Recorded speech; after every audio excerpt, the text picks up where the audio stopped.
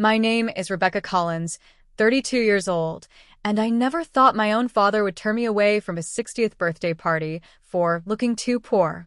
I stood there in my favorite dress, the one I'd carefully chosen, while my stepmother Diane smirked behind him. "We have important people here," Dad whispered harshly. Little did they know that 6 months later, they'd be begging for my help when I became their boss at the very company they were trying to impress that night. I still remember the sting of that rejection, how it burned through me like acid eating away at what little confidence I had left in our relationship. If you've ever felt that family betrayal that cuts deeper than any knife could, I know you understand. Let me know in the comments where you're watching from, and if you've ever experienced family putting appearances over love. If my story resonates with you, consider subscribing to hear more stories about family karma and how sometimes the tables turn when you least expect it. Now, let me take you back to where it all began. Growing up, it was just my dad and me after Mom died from breast cancer when I was 8. Harold Collins was my hero then, a strong, hardworking man who somehow managed to work 60 hours a week at his small but growing manufacturing company while still making it to my soccer games. We had a special bond, the kind that forms when it's just two people against the world. Every night, he'd sit on the edge of my bed and tell me stories about my mother, keeping her memory alive. "You have her eyes," he'd say, "and her stubborn determination." I cherish those moments. Everything changed when I turned 14. Dad met Diane at a business networking event. She was glamorous, polished, and worked in public relations. Everything my practical, down-to-earth mother hadn't been. At first, I was happy for him. 6 years of loneliness had taken their toll, and seeing him smile again felt like watching flowers bloom after a long winter. But Diane came with baggage, her 2 children, Tyler and Heather, who were 12 and 16 at the time. From the beginning, it was clear that Diane had specific plans for her new family's social standing. Our modest 4-bedroom house in a respectable neighborhood suddenly wasn't good enough. Within 6 months of their marriage, we moved to a sprawling home in the most expensive part of town, and Dad started working even longer hours to maintain the lifestyle Diane insisted was necessary. "We need to present the right image for your business, Harold," she'd say. "People do business with successful people." Dad, who had built his company from nothing based on quality and integrity, began to shift his priorities. Appearances became everything. It started with small things. Diane would accidentally forget to tell me about family photos, then express exaggerated disappointment when I showed up in jeans instead of the coordinating outfits she'd selected for her biological children. My straight-A report cards would receive a perfunctory "good job," while Tyler's C+ in gym class was celebration-worthy because he'd really applied himself. "Rebecca, why can't you be more like Heather?" became a common refrain. Heather with her perfect hair, designer clothes, and mediocre grades that Diane somehow spun into evidence of her daughter's well-rounded personality. "Not everyone needs to be a bookworm," she'd say when I'd lock myself in my room to study. "Some people have social intelligence." By the time I was 17, Dad had stopped attending my academic competitions, even when I made it to the state finals in debate. "Your father is exhausted from providing for this family," Diane would explain, though he somehow found energy to attend all of Tyler's lacrosse games. I learned to stop asking, to stop expecting. Each disappointment hardened something inside me. College applications came, and I set my sights on prestigious business schools. I wanted to follow in Dad's footsteps, maybe even help run his company someday.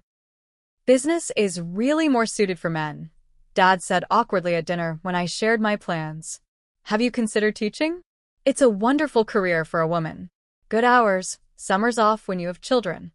I stared at him, this stranger wearing my father's face. "But I want to build something like you did." "Rebecca always wants to compete with the men," Diane interjected with a laugh that felt like sandpaper against my skin. "So independent." The only person who still believed in me was Grandpa Collins, Dad's father. A retired factory foreman, he'd built his life on hard work and had little patience for Diane's social climbing. During my senior year, he would pick me up every Sunday for lunch, just the two of us. "Your grandmother and I are setting aside money for your education," he told me one afternoon. Don't tell your father. His pride would be hurt knowing we don't think he's providing properly for you. Dad's changed, I said, the words tasting bitter. People who build their lives around impressing others often lose sight of what truly matters, Grandpa replied. Your father will remember eventually. Until then, you focus on building your own path. With Grandpa's secret financial support and scholarships, I attended a well-respected state university instead of the community college Diane had subtly pushed for. I majored in business administration with a minor in finance, graduating summa cum laude. Dad and Diane attended my graduation, but left immediately after the ceremony, missing the honors reception where I received additional recognition. Heather has a dance recital, Dad explained apologetically. Heather was 22 then, taking a gap year before figuring out what she wanted to do with her life. A gap year that had somehow stretched to 3. After graduation, I landed an entry-level position at Pinnacle Industries, one of the largest manufacturing conglomerates in the region. What I never told my family was that Pinnacle was where Grandpa Collins had worked for 40 years before retirement. His reputation still carried weight there, though I never used his name to gain advantage. I wanted to succeed on my own merits. And succeed I did. Within 3 years, I moved from administrative assistant to junior analyst to project manager. By my 5th year, I was a junior executive with my own small team. Through it all, I kept my professional success quiet from my family. The few times I visited for obligatory holiday dinners, I described my job in vague terms. Dad never asked for details, and Diane was too busy boasting about Tyler finally graduating college or Heather's new job at a fashion boutique. Tyler's been approached by several investment firms, Diane announced at Thanksgiving the year I turned 30. This was news to me, considering Tyler's business degree had been achieved with a solid C average. That's wonderful, I replied, not mentioning my recent promotion or the substantial raise that came with it. And Heather's friend is getting her into modeling. She has the perfect look. Diane beamed at her daughter, who was texting under the table. Dad smiled proudly at his stepchildren while I silently cut my turkey into precise pieces. I'd long ago accepted that in this family, I was an afterthought, the awkward reminder of Dad's previous life, the one Diane was determined to erase and rebuild according to her vision. What I didn't know was that things were about to change dramatically for all of us. The invitation arrived on heavy cream cardstock with gold embossing, almost too elegant to be for a family event. You are cordially invited to celebrate Harold Collins' 60th birthday, it read, listing the venue as Oakmont Country Club, the most exclusive in the city. I ran my fingers over the raised lettering, surprised to be included at all. Dad and I had barely spoken in months, our relationship reduced to occasional text messages and those stilted family holidays. Perhaps this milestone birthday was an opportunity for reconnection. 60 was significant. A time when people often reflect on their lives and legacies. Maybe Dad was finally seeing what he'd lost in his pursuit of Diane's version of success. I called immediately to our SVP. Oh, Rebecca, you're coming? Diane answered, her surprise evident. Wonderful. The party starts at 7. Do try to be on time. I wouldn't miss Dad's birthday, I said, ignoring her tone. Is there a gift registry or something he'd particularly like? Harold doesn't need anything, dear. Your presence will be sufficient. The pause before sufficient spoke volumes. Oh, and Rebecca? It's black tie. I'm sure you can find something appropriate. After hanging up, I stared at my closet. My wardrobe consisted mainly of professional attire, well-made but not extravagant. I had one formal dress from a work gala last year, a simple navy blue sheath that complemented my figure without being flashy. It wasn't designer, but it was elegant and timeless. A week before the party, my office was buzzing with news of a major acquisition Pinnacle Industries was considering. The target company wasn't named, but rumors suggested it was a mid-sized manufacturer in our region. As a junior executive, I wasn't privy to the details, but the excitement was palpable. That same day, I received a strange text from Dad, looking forward to introducing you to some colleagues at the party. Important connections. It was the most enthusiasm he'd shown about my presence in years. Maybe he was finally seeing me as an adult with my own career path. The thought warmed me, and I allowed myself a small spark of hope. The next day, I overheard my direct supervisor mentioning that the CEO would be attending a social event that weekend to meet with the owner of the acquisition target. A coincidence, surely. There were dozens of social events in the city every weekend. 2 days before the party, Diane called again. "Rebecca, I just wanted to check what you're planning to wear," she said without preamble. "I have a navy dress Navy? For an evening event." She clicked her tongue. "I was thinking you might want to shop for something new. Heather's wearing Versace, and Tyler will be in a custom tuxedo." "My dress is perfectly appropriate for a black tie event," I said firmly. "Well, it's just that there will be some very important people there. Harold's business associates." Her voice dropped to a conspiratorial whisper. "Including some executives from Pinnacle Industries. Harold's hoping to impress them." My heart skipped a beat. Pinnacle? My company? The acquisition rumors suddenly took on new significance. "Which executives?" I asked, trying to keep my voice casual. "Oh, I don't remember names. Men in suits, you know how they all look alike," she laughed. "Anyway, I just thought you might want to make a better impression than you usually do." The insult stung, but I was too distracted by the implications of what she'd said. If Dad was meeting with Pinnacle executives at his birthday party, and Pinnacle was looking to acquire a local manufacturer. "Thanks for the suggestion," I said neutrally. "I'll see you Saturday." After hanging up, I called my grandfather. "Pinnacle executives are coming to Dad's party," I said after our usual greetings. "Do you know anything about this?" There was a pause. "Your father's been having financial difficulties," Grandpa finally said. "The company isn't doing as well as he pretends. Diane's spending habits haven't helped." "Is he selling the business?" The thought made my stomach clench. That company had been Dad's life's work, started in our garage when I was a toddler. "He's exploring options," Grandpa said carefully. "I believe Pinnacle is one potential buyer." "Why wouldn't he tell me this?" "Pride, Rebecca. And perhaps he doesn't see you as part of that world." Grandpa's voice was gentle but honest. "Diane has convinced him that appearances are everything. He's terrified of looking like a failure. So this party is basically a business meeting disguised as a birthday celebration?" "Essentially. Diane has invited everyone she thinks might matter.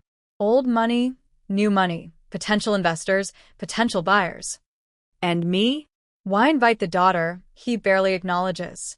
Another pause. "Family completeness. It looks better to have his actual daughter there. But, Rebecca." "Yes?" "Diane doesn't want you to outshine her or her children. Be prepared for that." After we hung up, I sat on my bed, turning the situation over in my mind. If Pinnacle was considering buying Dad's company, my presence complicated things. Should I reveal that I worked there? Would it help or hurt Dad's position? The night before the party, I carefully pressed my navy dress and polished my modest pearl necklace, Mom's, the only piece of jewelry I had from her. I wrapped Dad's gift, a vintage fountain pen I'd found at an antique store, similar to one he'd had when I was a child. Despite everything, I wanted this to be a genuine celebration of his life. As I was setting out my accessories, my phone pinged with an Instagram notification. Heather had posted a photo of herself in a glittering gold dress with a caption, "Ready to help Daddy celebrate with some very important guests tomorrow. #VIP status #Versace." In the background of the photo, I could see a stack of gift boxes with designer labels. The display of wealth was ostentatious, especially knowing what Grandpa had told me about the company's financial situation. I went to sleep that night feeling a mix of emotions. Hope for reconciliation with Dad, anxiety about the Pinnacle connection, and an unshakable sense that tomorrow would somehow change everything. Saturday evening arrived with perfect early autumn weather, crisp and clear with a sunset that painted the sky in dramatic oranges and pinks. I spent extra time on my appearance, styling my hair in an elegant updo and applying makeup that enhanced my features without being overdone. Looking in the mirror, I saw my mother's eyes staring back at me, and I touched the pearl necklace at my throat. "Wish me luck, Mom," I whispered. I arrived at Oakmont Country Club 30 minutes early, wanting time to compose myself before facing the crowd. The venue was impressive, a historic stone building surrounded by perfectly manicured gardens and a championship golf course. Valets in crisp uniforms stood ready to park arriving vehicles. After surrendering my modest sedan to a valet, I smoothed my navy dress and walked toward the entrance, Dad's gift tucked under my arm. A few early guests milled about in the foyer, cocktails already in hand. I recognized some of Dad's longtime business associates, who nodded politely but didn't approach. Then I saw him, Dad, looking distinguished in a tuxedo, his hair more silver than I remembered. For a moment, seeing him standing alone by a large arrangement of flowers, he looked like the father I remembered from childhood. My heart lifted. "Dad," I called, walking toward him with a genuine smile. He turned, and for a brief moment, his face lit up. "Rebecca, you made it." We embraced awkwardly, the gift box creating distance between us. "Happy birthday," I said, offering him the carefully wrapped package. "Thank you, sweetheart." "You didn't have to, Harold." Diane's voice cut through our reunion like a knife. She appeared at his side in a skin-tight red gown that must have cost more than my monthly salary. Her eyes swept over me from head to toe, her smile tightening. "Rebecca, you're early." "I wanted to help if needed," I offered. "Everything's handled by professionals," she said dismissively, then leaned close to Dad's ear, whispering something that made his expression change. He looked at me again, but the warmth had vanished from his eyes, replaced by something that looked unsettlingly like embarrassment. "Rebecca, can I speak with you privately for a moment?" My stomach tightened as he guided me to a quiet corner of the foyer, away from the arriving guests. Diane remained a few feet away, watching with that same tight smile. "Is everything okay?" I asked. Dad cleared his throat, not quite meeting my eyes. "Rebecca, I'm not sure how to say this, but there's been a change in plans." "What do you mean?" "The guest list had to be trimmed at the last minute. Fire codes and all that." He glanced back at Diane, who gave him an encouraging nod.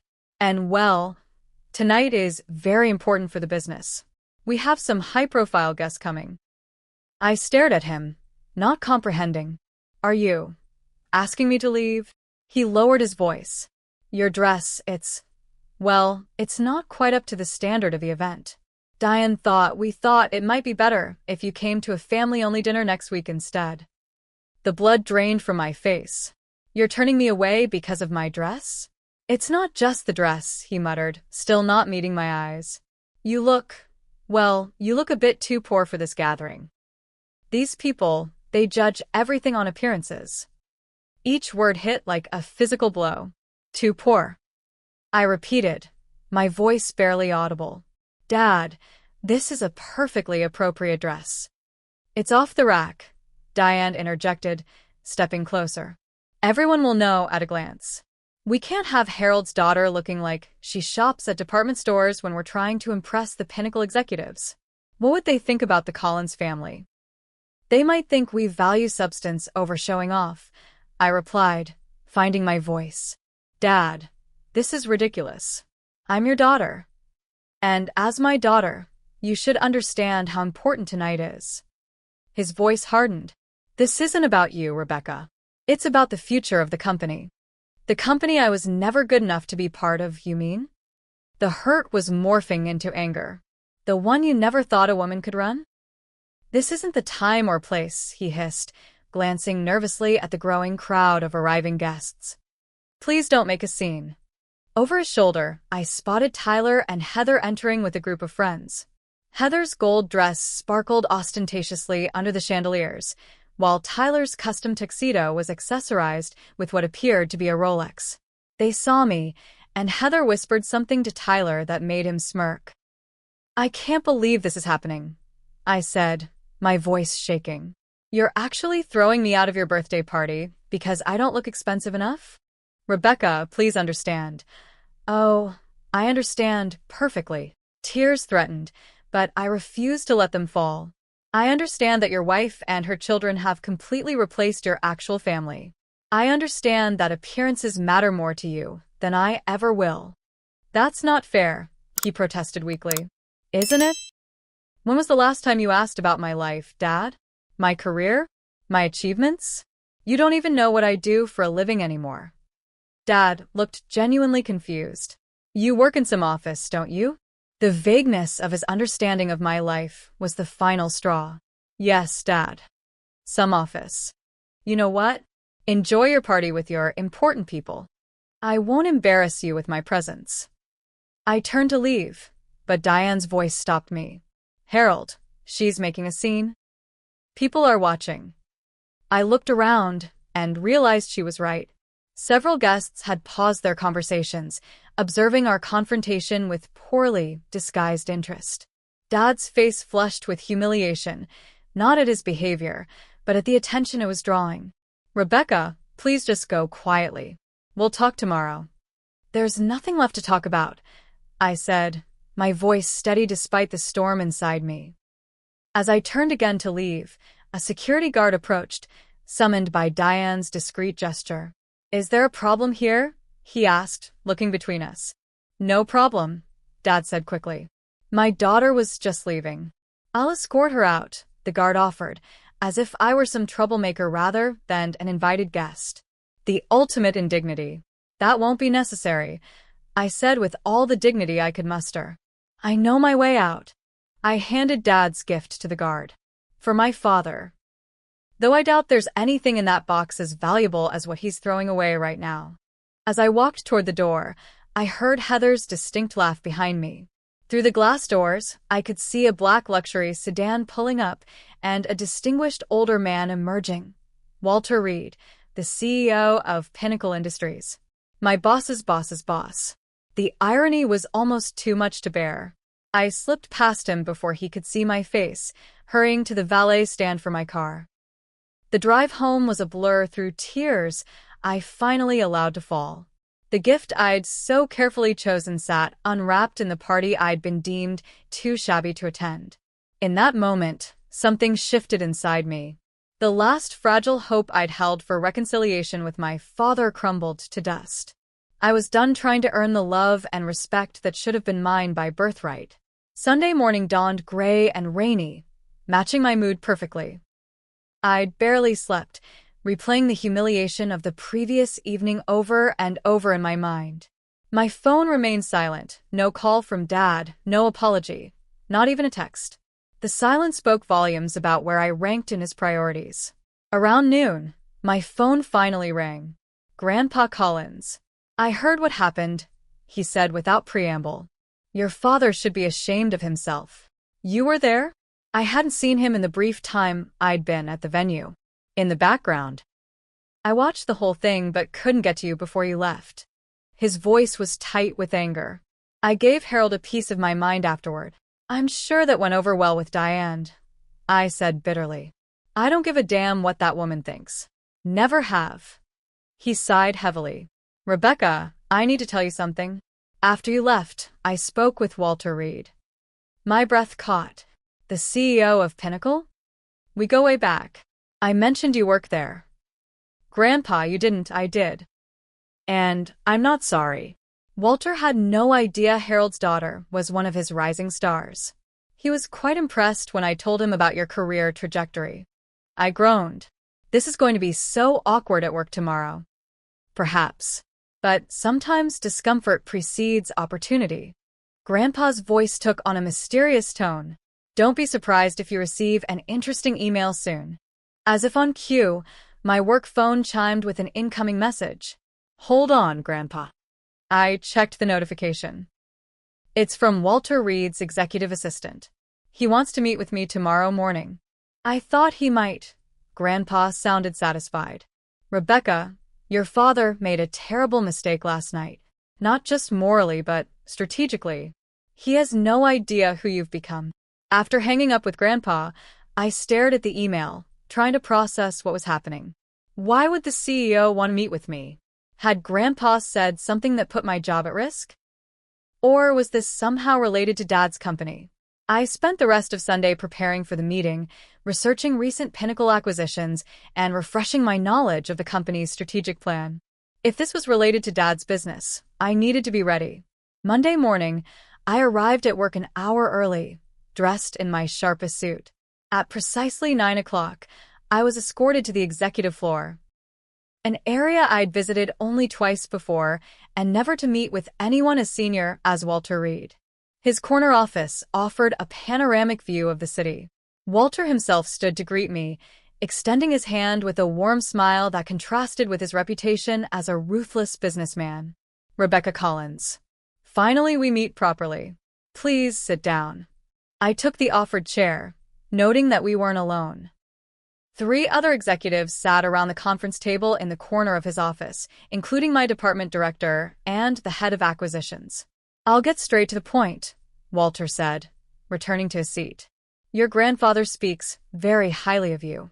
He's biased, I said with a small smile. But I appreciate his support. Perhaps. But your performance reviews and project outcomes speak for themselves. He slid a folder across the desk. You've been with us 5 years and have consistently exceeded expectations.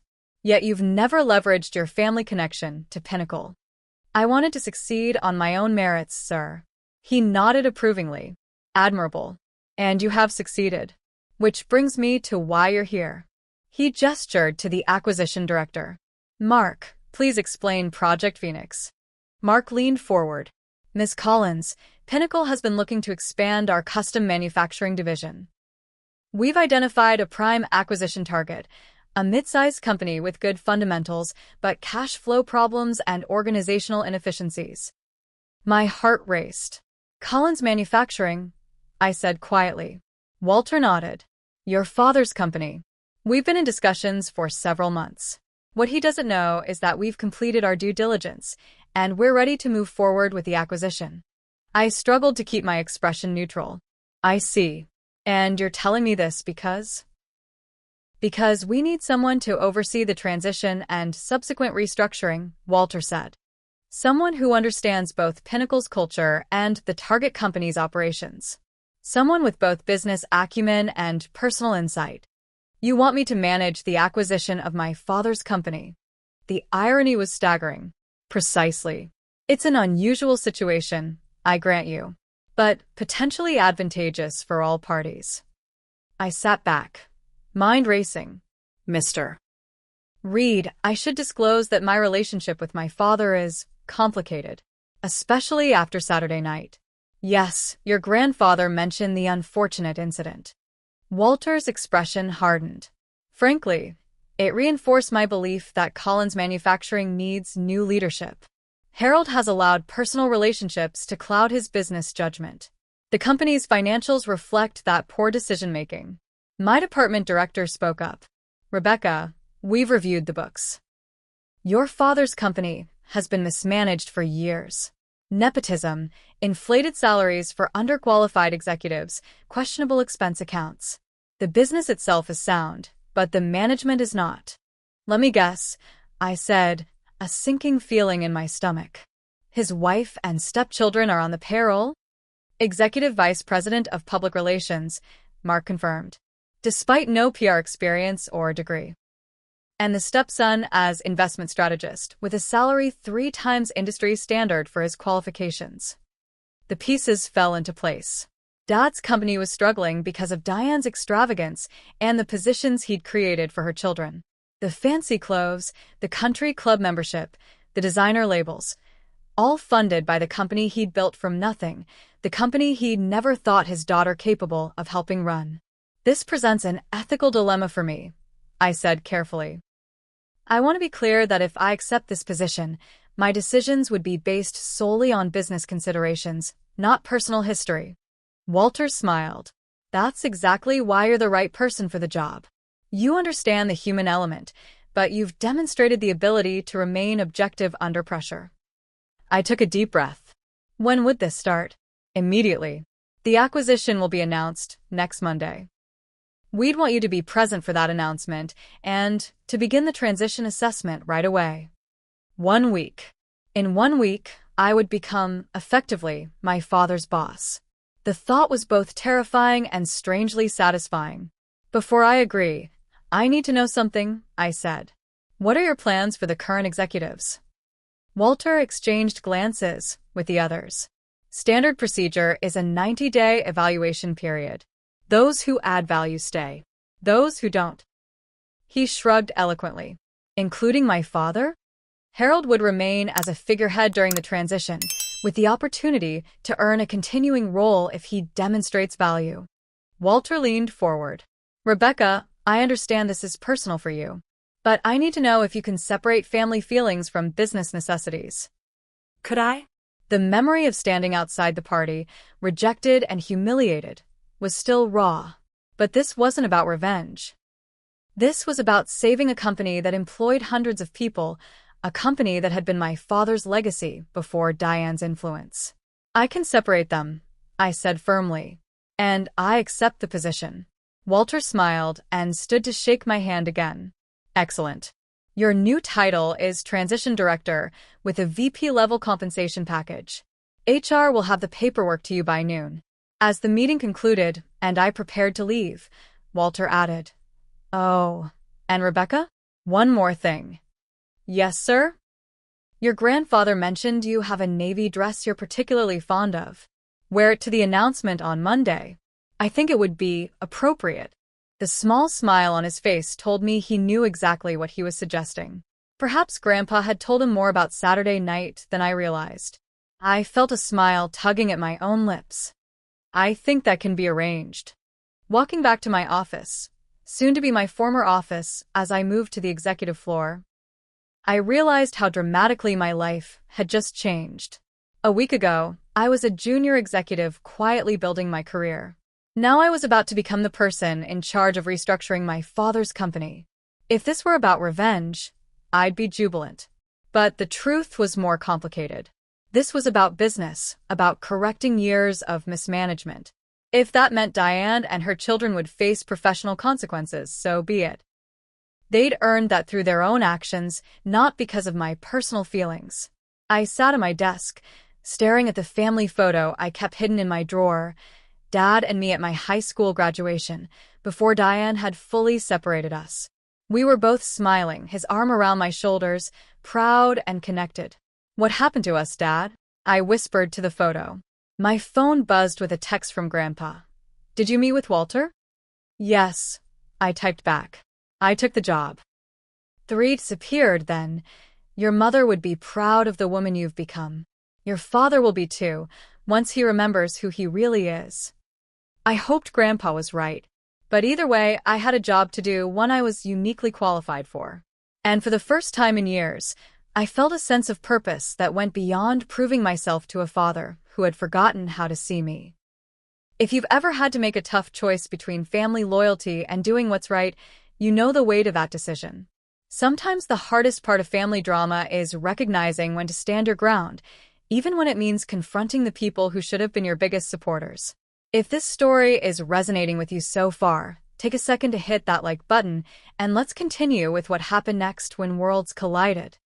The week between accepting the position and the acquisition announcement was the most intense of my professional life.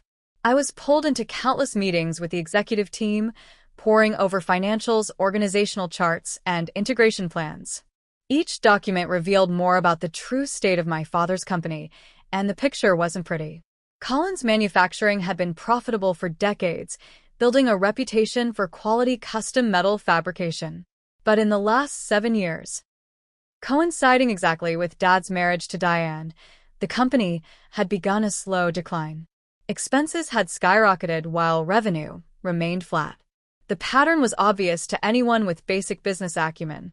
These executive compensation packages are way above industry standard, I noted during a meeting with the financial team.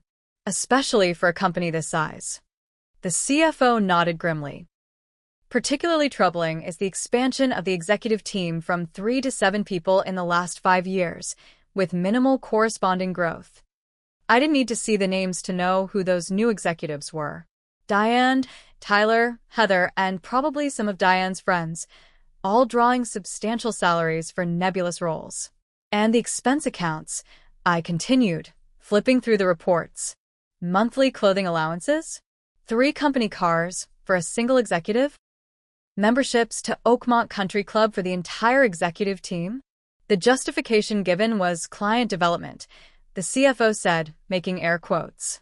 But our analysis shows minimal client interaction from most of these executives. By Friday, I had developed a comprehensive evaluation system for all Collins manufacturing employees, from the factory floor to the executive suite. The criteria were straightforward: job responsibilities, performance metrics, contribution to company goals, and skill sets.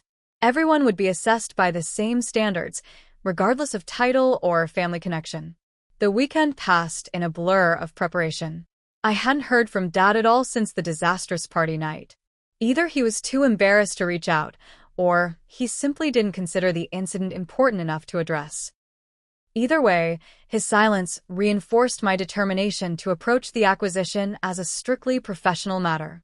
Monday morning arrived crisp and clear. As instructed, I wore my navy dress, the same one I'd been deemed too poor to wear to Dad's party.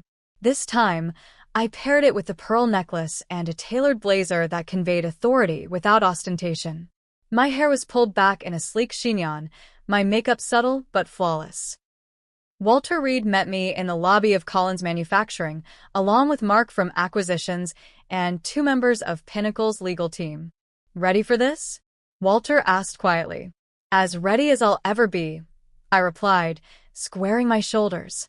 The Collins executive team had been summoned to the main conference room without explanation, told only that an important announcement was forthcoming.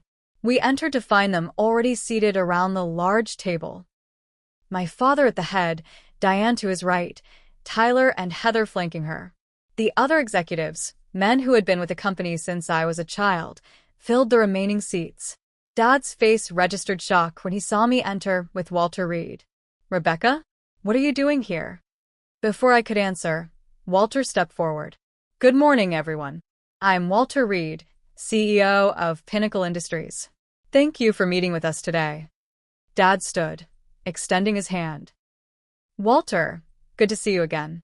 I wasn't expecting—" "Harold, please sit," Walter said, his tone friendly but authoritative. "I have an announcement that affects everyone in this room."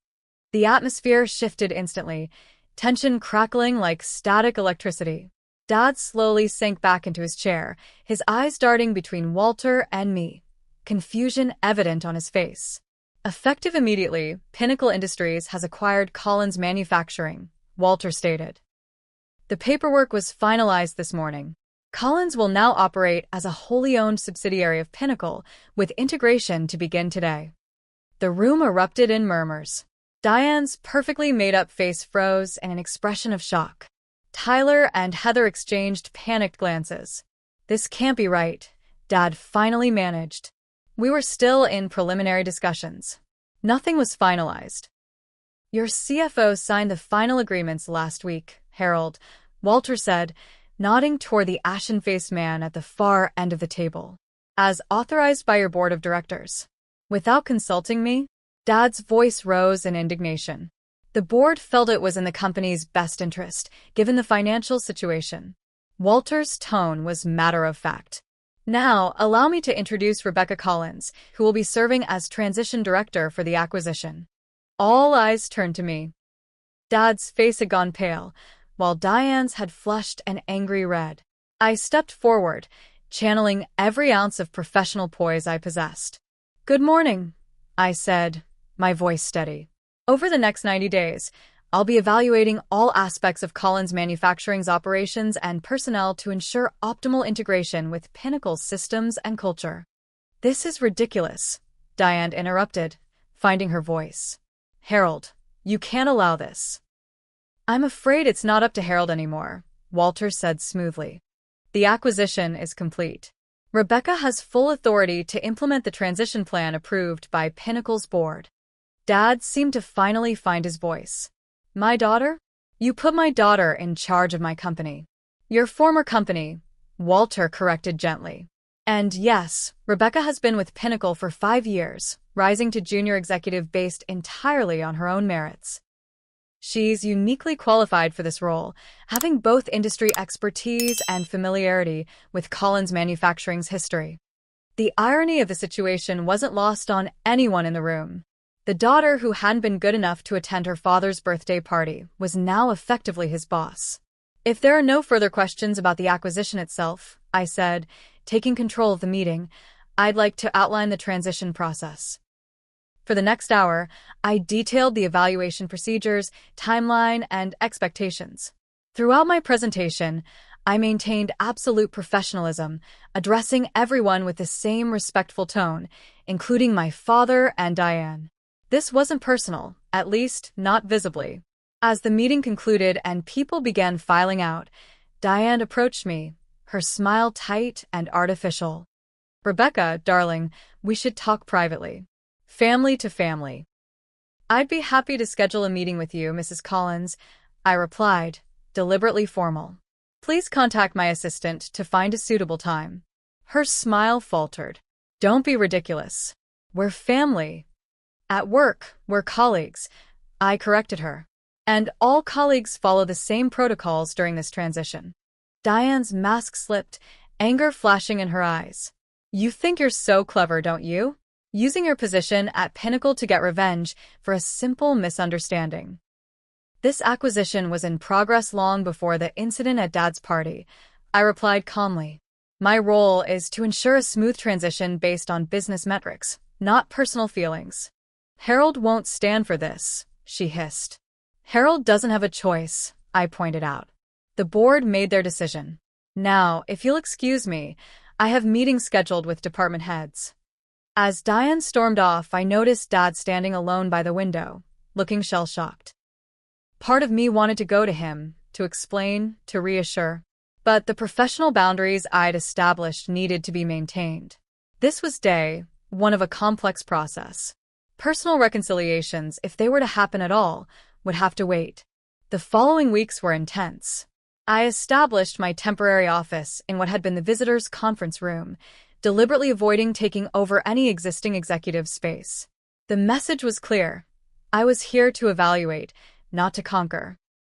True to form, my step-siblings began their campaign of undermining almost immediately. Tyler started spreading rumors that I was incompetent, riding on my grandfather's coattails at Pinnacle. Heather took a more direct approach, filing a formal complaint alleging that my evaluation criteria were designed specifically to target her position. I addressed both situations with calm professionalism.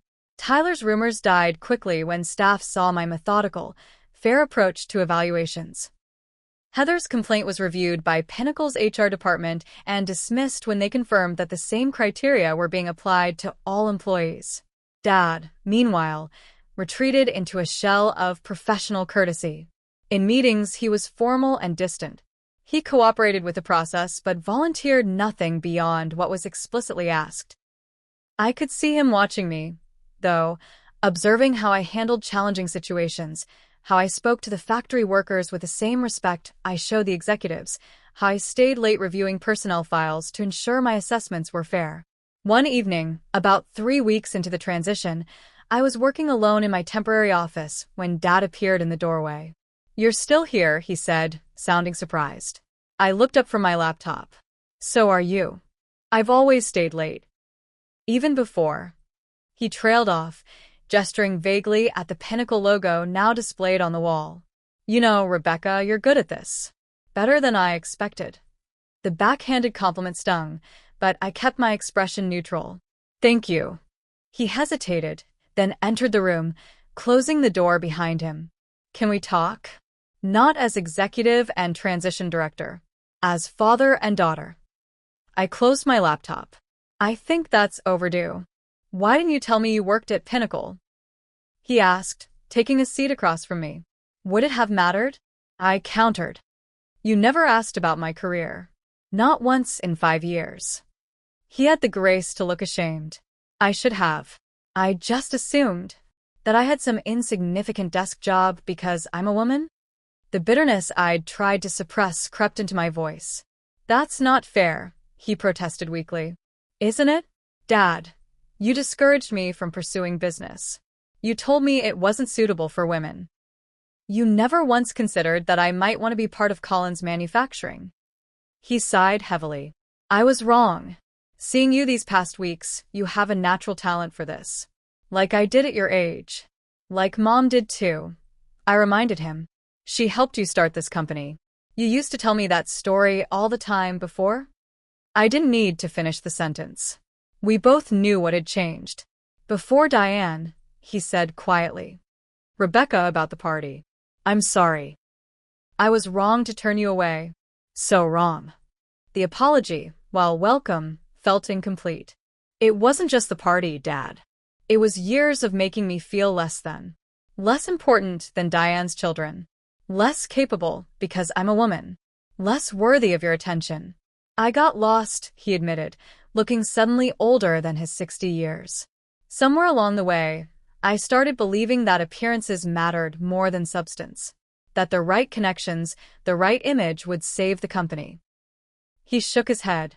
Instead, I nearly destroyed everything I built. The company was in trouble long before the acquisition, I said gently. The financials make that clear. Diane's lifestyle is expensive, he said. And I couldn't say no. Not to her, not to her children. But you could say no to me. He flinched as if I'd struck him. You were always so strong, so independent. Like your mother. I thought you didn't need me. I did need you, Dad. I needed you to be proud of me. To believe in me. I was proud, he insisted. I just didn't know how to show it after your mother died. And then Diane came along, and she was so different from your mother, so confident about how things should be done. The conversation continued late into the evening, years of misunderstandings and hurt feelings gradually coming to light. It wasn't a complete reconciliation. Too much had happened for that, but it was a start. For the first time in years, Dad was seeing me clearly, not through Diane's distorting lens. As we prepared to leave, Dad asked the question I'd been expecting. What happens to me in all this? To my position? That depends on the outcome of your evaluation, like everyone else, I said honestly. But Dad, your skills as a manufacturing innovator are still valuable. If you can separate yourself from the financial mismanagement of recent years, there's a place for you here. And Diane? Tyler and Heather. I met his gaze directly. Their evaluations aren't looking good, Dad. The positions they hold don't align with their qualifications, and their contributions don't justify their compensation. He nodded slowly. I created this situation. I'll have to live with the consequences. As he turned to leave, he paused at the door. Your mother would be proud of you, Rebecca. I know I am. The words I'd waited so long to hear washed over me like a healing balm. But the harder part was still to come. The family confrontation that would inevitably follow when the evaluations were complete and the restructuring began in earnest. My grandfather called later that night. How's it going, Rebecca? Professionally, right on schedule. Personally, complicated. Family always is, he said wisely. But sometimes a business crisis is what it takes to strip away the pretense and get to the truth. As I hung up, I thought about his words. The truth was emerging, painful though it might be. The question now was whether our family could survive it. 2 months into the transition, the preliminary evaluations were complete. The results confirmed what I'd suspected. While most of Colin's Manufacturing's employees were competent and hardworking, the executive team had serious issues. Specifically, the positions held by Diane, Tyler, and Heather were essentially manufactured roles with inflated salaries and minimal accountability. Dad had begun working closely with Pinnacle's R&D team, focusing on his true strength, product innovation. While gradually accepting that his time as CEO was over, he seemed almost relieved to be freed from the administrative and financial burdens, returning to the creative work he'd always loved. I had just finalized my recommendations for the restructuring when my phone rang. It was Diane. Rebecca, darling, I'm hosting a family dinner tonight. 7 o'clock. Your father insists you join us. The forced cheerfulness in her voice couldn't mask the underlying tension. This wasn't a social invitation, it was a strategic move. May I ask what the occasion is? I kept my tone professional. Does family need an occasion? She trilled. It's been so long since we've all been together properly. Harold misses you. I doubted that was her true motivation, but I was curious to see what she had planned. I'll be there. Wonderful. And Rebecca? This is a family dinner. Leave work at the office, won't you? The implication was clear. She wanted to separate me from my professional authority, to re-establish the old dynamic where I was just Harold's awkward daughter, not the executive determining her fate. I'll see you at 7, I replied noncommittally. That evening, I drove to the house where I'd spent my teenage years, the showplace home Diane had insisted on buying when she married Dad. Despite living there for 6 years, it had never felt like home to me, always more of a stage set for Diane's vision of successful family life. I parked behind Tyler's BMW and sat for a moment, gathering my thoughts. This wouldn't be a pleasant evening, but it was perhaps necessary, a clearing of the air before the professional changes were announced. Diane answered the door herself, dressed in an elegant hostess outfit that probably cost more than most Collins employees made in a week. Rebecca, right on time. The house smelled of expensive candles, and the catered dinner Diane was undoubtedly passing off as her own cooking. Tyler and Heather were already in the living room, cocktails in hand, their expressions a mixture of resentment and forced politeness. The prodigal daughter returns, Tyler said, raising his glass in a mock toast. Good to see you too, Tyler. I replied evenly. Dad emerged from his study, looking uncomfortable but determined. Rebecca. Thank you for coming. He gave me a quick, awkward hug. Can I get you a drink? Just water, thanks. I have an early meeting tomorrow. Diane clapped her hands. Let's move to the dining room, shall we? Dinner is ready.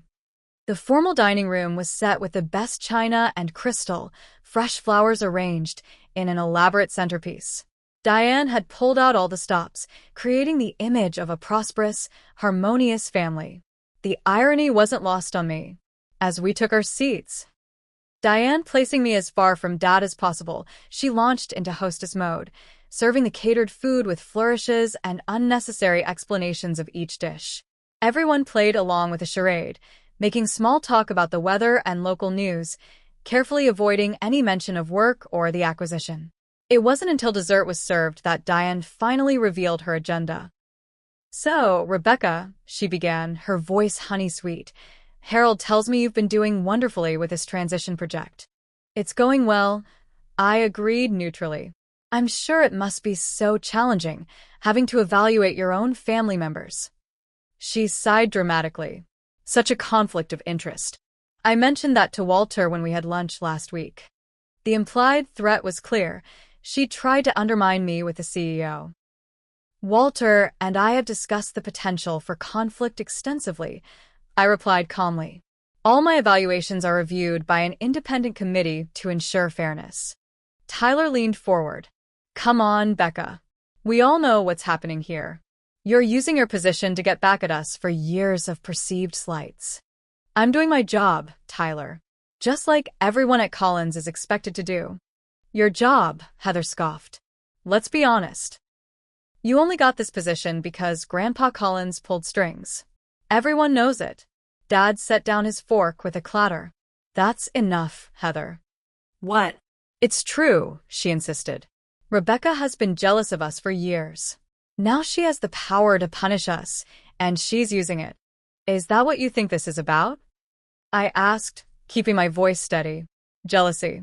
Obviously, Diane interjected. You've always resented me for taking your mother's place, and you've transferred that resentment to my children. It's textbook psychology, dear. The condescension in her tone was the final straw.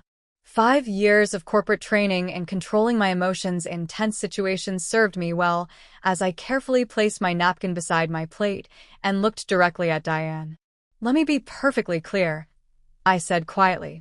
This is not about jealousy or resentment. This is about a company that has been systematically mismanaged to fund your lifestyle and provide cushy, do-nothing jobs for your children. The room went silent. How dare you? Diane finally whispered. The financial records don't lie, Diane. Collins Manufacturing has been bleeding money for years to support executive salaries and perks that far exceed industry standards and the company's revenue capabilities. Rebecca, Dad began, but I held up my hand. No, Dad. It needs to be said. For years, I watched as you changed from the father who taught me the value of hard work and integrity into someone who valued appearances over substance, who created non-existent positions for his stepchildren while telling his own daughter that business wasn't suitable for women. Tyler jumped in. My position is legitimate. I've brought in several important clients. Your position costs the company 3 times what the average investment analyst makes, Tyler, while generating less than half the expected returns. That's not my opinion. That's data. Heather's face had flushed an angry red. This is exactly what we mean. You're twisting things to make us look bad because you're jealous that Dad loves us. This isn't about who Dad loves, I replied, my voice softening slightly. It's about a company that employs hundreds of people whose livelihoods have been put at risk by financial mismanagement. Diane's mask of civility finally cracked completely. I have always known you were a problem, she hissed. From the day I met you, with your judgmental eyes just like your mother's. Harold couldn't see it, but I could. You were competition for his attention, a constant reminder of his past. I tried to minimize the damage you could do. The raw honesty of her admission stunned everyone at the table, including Dad. Diane, he said slowly, what are you saying? I'm saying I protected you from her influence, Diane replied, her voice rising. She would have kept you small, Harold. Content with that little garage operation, instead of building something impressive. I pushed you to think bigger, to be more. By spending money we didn't have. Dad's voice had a dangerous edge I hadn't heard in years. By hiring our children into positions they weren't qualified for? I created the life you deserved, Diane insisted. The connections, the country club membership, the right address, those things matter in business. What matters in business is having a product people want and managing your resources wisely, Dad countered. Everything else is just window dressing. I sat in silence, watching as years of illusion crumbled around my father. He was finally seeing what I had observed since I was 14, that Diane had never loved him for himself, but for what she thought she could mold him into. I can't believe you're taking her side, Diane spat, gesturing toward me. After everything I've done for you. After how I've supported your business. Supported? Dad laughed bitterly. Diane, you've nearly bankrupted my company. If Pinnacle hadn't acquired us, we'd be facing insolvency within a year. That's ridiculous. We're fine financially. We're not, Dad said firmly. I've been meeting with the financial team as part of the transition. I've seen the real numbers, not the sanitized versions you insisted our CFO prepare for me. We've been in serious trouble for years. Tyler and Heather exchanged alarmed glances. Dad, what does this mean for us? Tyler asked. For our positions? Before Dad could answer, I spoke up. It means your positions as they currently exist won't continue under the new structure. You're firing us? Heather's voice rose to a shriek. No. I'm recommending reassignment to roles that match your actual qualifications and that provide value to the company, I clarified. You'll be offered positions with fair compensation based on industry standards and your skill sets. Whether you accept those positions is up to you. This is your revenge, Diane said, her voice shaking with anger. For the party. For turning you away. This is business, I corrected her. The party was just the culmination of years of being treated as less than in my own family. But my recommendations aren't based on that. They're based on performance metrics, skill assessments, and the company's needs moving forward. Dad stood up abruptly. I think this dinner is over. Harold, Diane protested. No, Diane. I've heard enough. He turned to me. Rebecca, thank you for your honesty tonight. I know it wasn't easy. As I rose to leave, Tyler made one last attempt. Dad, you can't let her do this. We're your family. Dad looked at him sadly. Yes, you are. And I failed you by not holding you to higher standards. by letting you believe that titles and salaries you hadn't earned were your due. That stops now. I gathered my purse and jacket, preparing to leave this house of broken illusions.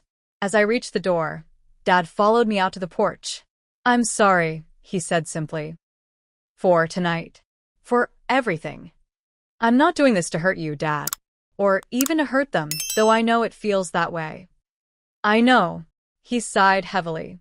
"I created this situation by trying to keep everyone happy instead of doing what was right. The company's in trouble because of my choices." "The company can be saved," I assured him. "The core business is still strong. Thanks to you." He hesitated, then asked, "What happens to Diane in all this?" The question I'd been dreading.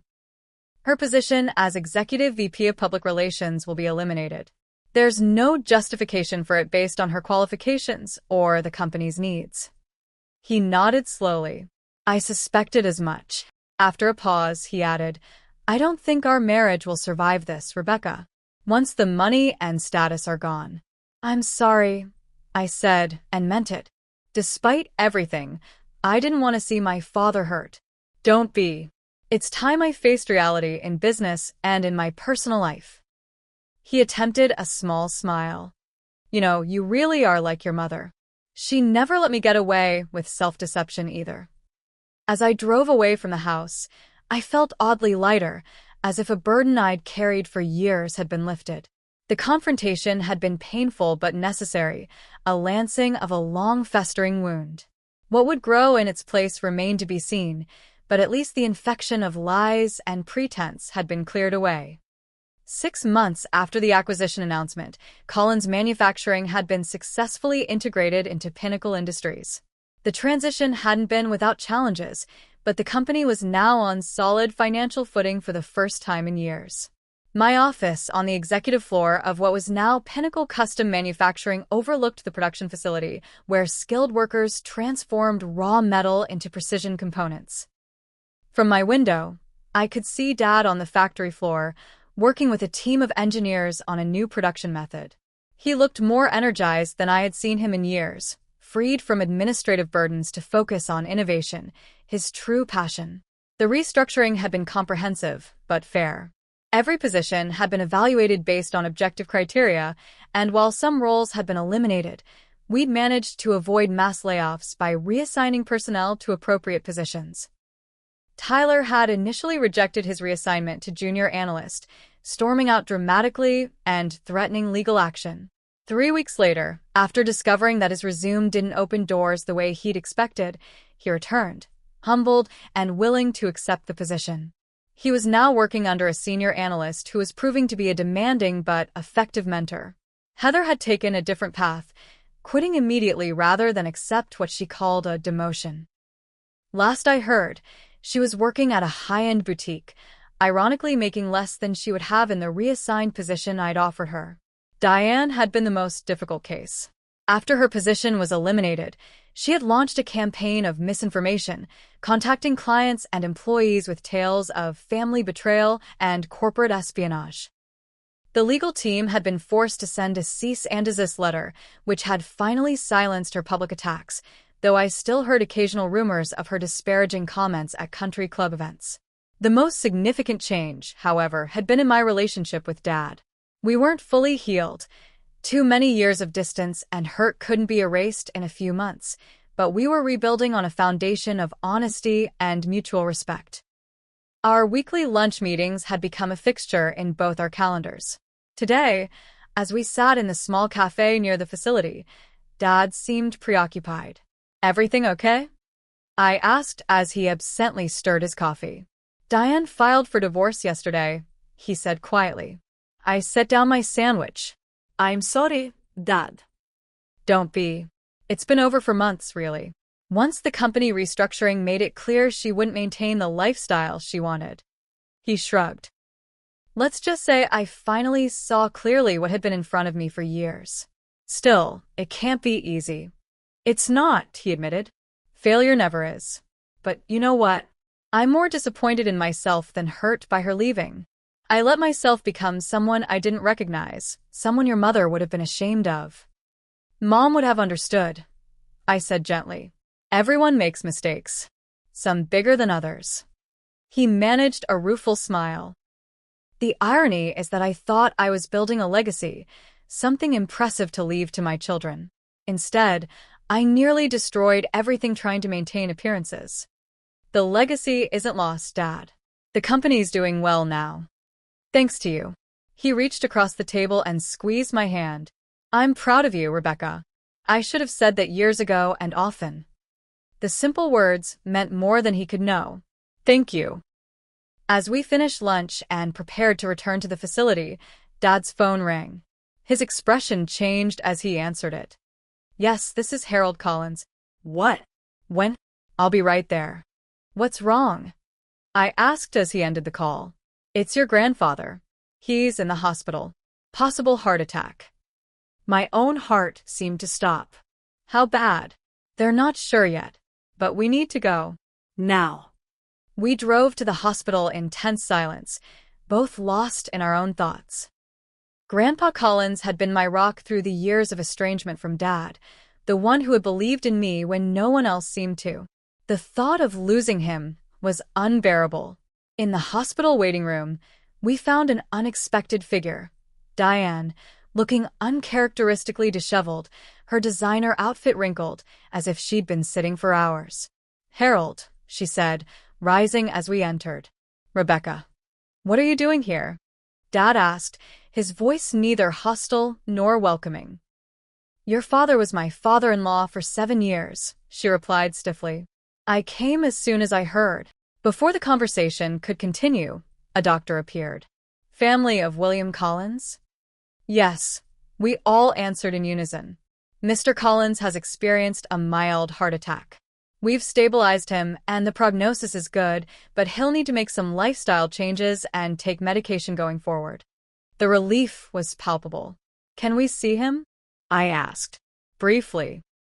He needs rest, but a short visit would be fine. 2 at a time, please. Dad looked at me. You go first. He'd want to see you. I nodded gratefully and followed the doctor, leaving Dad and Diane in an awkward silence behind me. Grandpa looked smaller somehow in the hospital bed, monitors beeping quietly beside him. His eyes brightened when he saw me. There she is, the big executive. How are you feeling? I asked, taking his hand. Like an old fool who ignored his doctor's advice about cholesterol for too long, he grumbled. But I'll live. Too stubborn to die just yet. Good. Because I still need you. My voice caught on the words. Nonsense. You've never needed anyone, like your grandmother that way. His eyes twinkled. But I appreciate the sentiment. Now tell me what's happening with Harold and that woman. Diane filed for divorce yesterday, I said. And strangely, she's here in the waiting room. Grandpa snorted, checking to see if she's still in the will, no doubt. Grandpa. Oh, don't look shocked. You know it's true. He squeezed my hand. How's Harold taking it? Better than I expected. I think he's been preparing himself for months. Good. Maybe now he can finally remember who he really is. Grandpa's expression grew serious. Life's too short for pretending, Rebecca. Remember that. After a few more minutes, I left to give Dad his turn. In the waiting room, I found Diane sitting alone, Tyler and Heather having apparently not bothered to come. He's asking for you, I told Dad, then hesitated before adding, both of you. Diane looked startled. Me? That's what he said. They went together. These two people who had once built a life together, now awkward strangers connected by years of shared history and imminent divorce. When they returned 15 minutes later, both looked subdued. Dad had a strange expression. Part amusement, part resignation. Everything okay?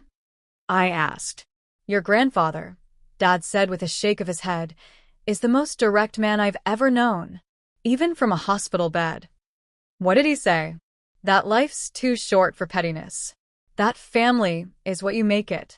And that he expects all of us to behave like adults at his 95th birthday party next month, regardless of who's divorced from whom. Despite the stress of the day, I found myself smiling. Sounds like Grandpa.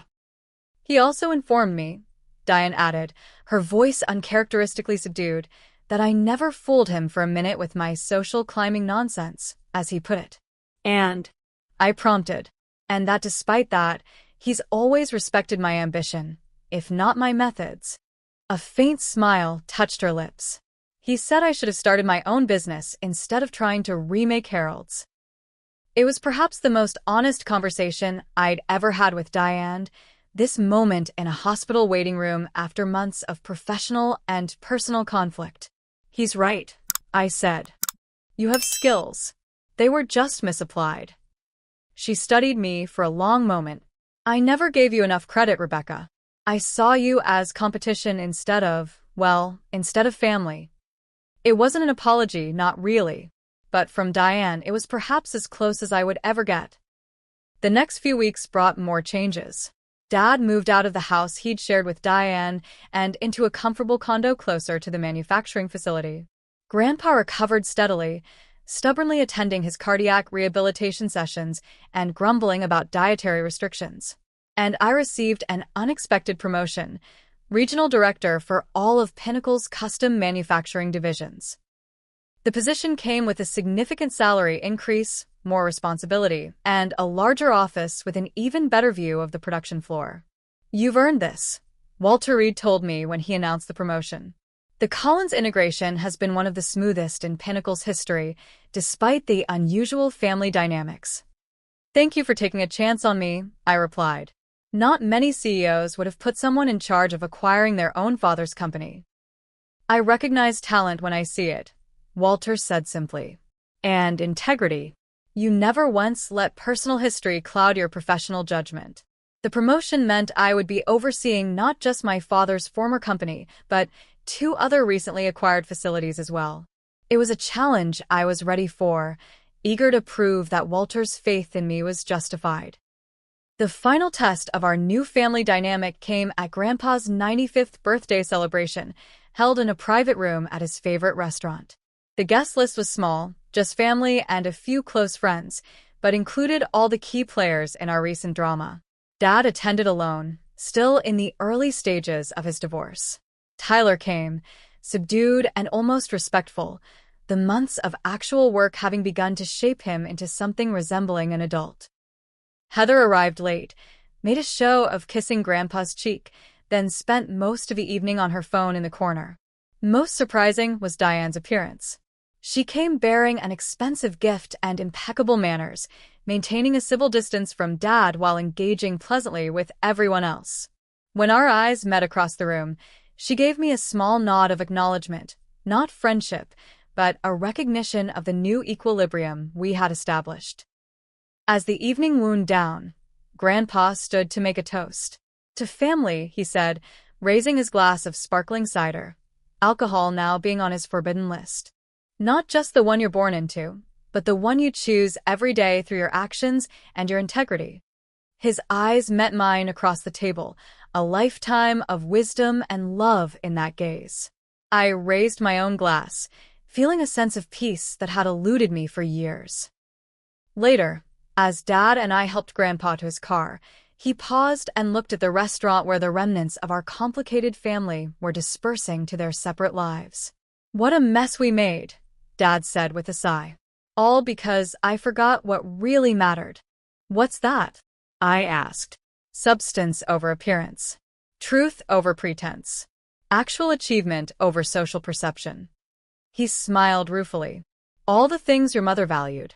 All the things I taught you before I forgot them myself. You remembered eventually, I said. That's what counts. 6 months after that, we held a company celebration marking the successful completion of the integration process. The facility had exceeded its production and profit targets for 2 consecutive quarters, and the event was both a recognition of that achievement and a thank you to the employees who had made it possible. As regional director, I hosted the event, presenting awards to top performers and outlining the company's plans for future growth. Among the guests was my father, now officially a consultant specializing in manufacturing innovation, a role that utilized his genuine talents while respecting the new leadership structure. When I introduced him to say a few words about the company's legacy and future, he looked at me with unmistakable pride. "Many of you have known me for years," he began. "You saw me build this company from nothing, and you also saw me nearly lose it all by forgetting what made us successful in the first place." A hush fell over the gathered employees. "But sometimes," he continued, "the greatest gift is a second chance. The opportunity to remember who you really are and what truly matters. Thanks to Pinnacle Industries, and especially to my daughter, your regional director, this company has that second chance. And I couldn't be prouder of what you've all accomplished together." As applause filled the room, I blinked back unexpected tears. The journey from being turned away at Dad's birthday party to this moment had been complicated and often painful. But standing here now, I wouldn't change it. Every step, every hurt, every challenge had shaped me into the woman I had become, strong enough to Leah.